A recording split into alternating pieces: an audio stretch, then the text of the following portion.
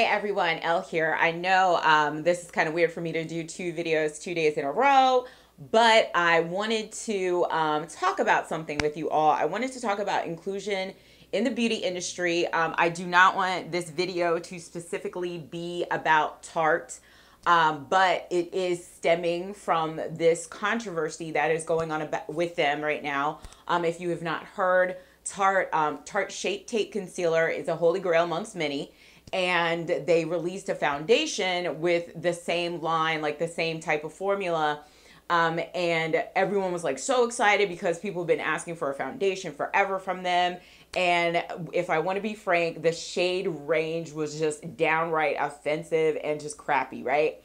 And I mean, it literally excluded a large group of brown skin women, dark skin women. I think they had like maybe like two shades that were darker than tan, which is like laughable at this point in 2018 for cosmetics.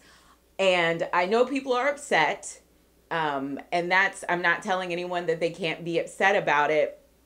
I do kind of question the new outrage over it because Tarte has been like this. Tarte has never really, in my eyes, developed products that really were for deeper toned women. And I'm kind of surprised that people are just like figuring it out right now. I know that I remember I just was looking through Ulta, and this was months ago. They just had their swatches for like the liquid swatches for their foundation on the side of the Ulta page, and I just cracked up laughing. I was like, are you kidding? Like, what is going on, boo? But I mean, that's how they roll. So I was not like surprised about it. Was I disappointed and annoyed? Yeah, I mean, because it's like, do better, homie. But it was just bad. But I do overall want to just talk about inclusion and how we can possibly move forward in the industry as a whole. As a lot of you know, or as all of you should know, the beauty industry is not a friendly place for Black women. It never has been. There's always some type of, either colorism or just straight up racism going on in the beauty industry that to me just is really off-putting. And oftentimes, the only people who are calling these things out are the people that are being offended. Now, if that is the only way they're going to get called out, I really don't think anything is going to happen because I know that Black women do spend a large amount of money on beauty because, we fly. But at the same time, we are not the only consumers that these companies are looking at. Like when you're looking at a company like, let's say, L'Oreal, they may have the shade range that you want, but does that really mean anything when they actually have done downright shitty racist things? To me, I'm going to say no. I don't care if you have my foundation shade if you just straight up being racist. That's not going to fly with me either.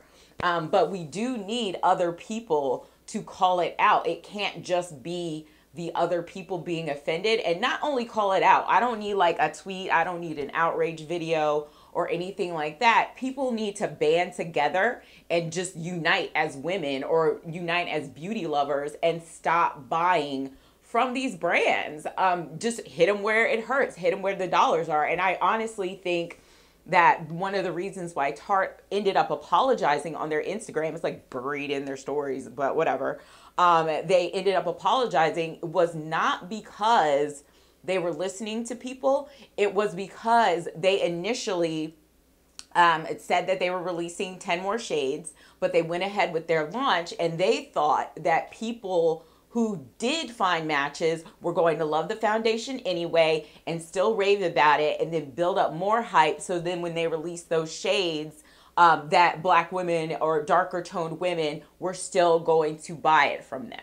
That's what I think. Unfortunately for them, it ended up that not only were people complaining about the shade range, but people just didn't like the product at all. And I think that they weren't getting the launch numbers that they wanted. So then I think that they came back and apologized and reiterated that they were releasing those shades. So as you can see, to me, I mean, this is just a perception. I don't know what their launch numbers were.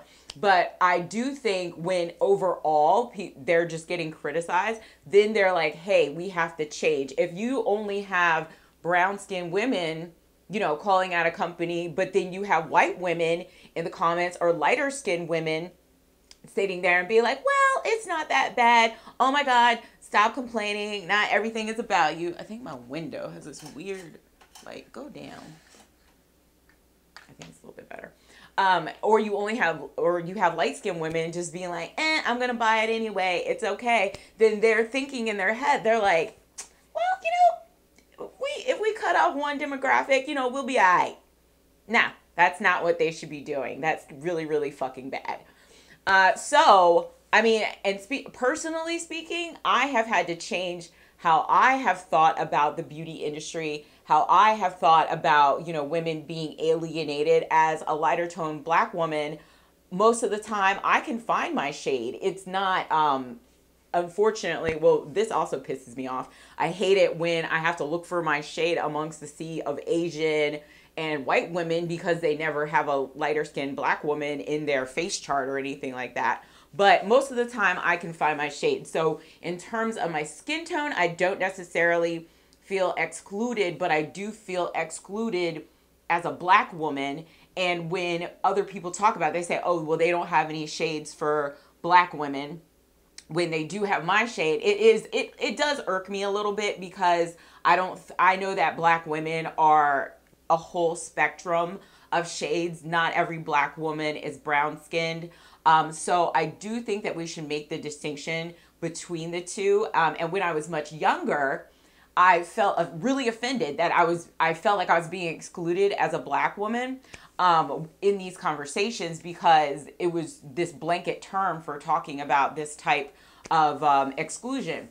And so then it kind of made me not really want to be an ally or get on board with this issue because I was like, well, I guess I'm not black anyway. They got my shade. Sorry for you. And I was talking about this on Twitter the other day, and someone interpreted it as me not understanding that there is an issue with shade range in the beauty industry. No, I was just annoyed. I understood that there was an issue, and I chose not to care because of my own personal hangups. So I really had to learn to not take that personal.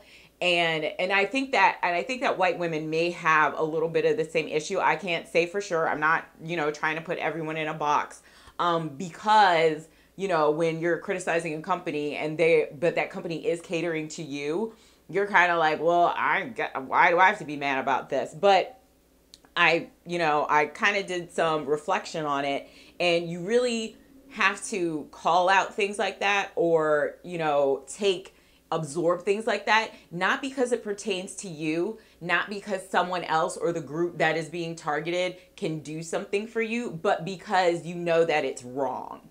And that is why the beauty industry as a whole just as consumers, we need to tell these brands that shit is not okay.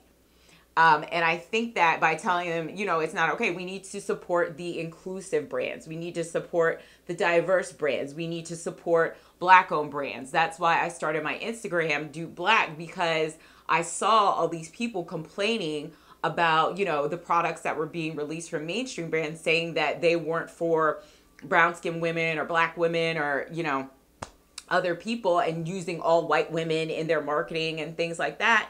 But there were plenty of other brands who were showing us on their Instagram, who were saying, hey, we developed this product for you. We have these darker shades for you.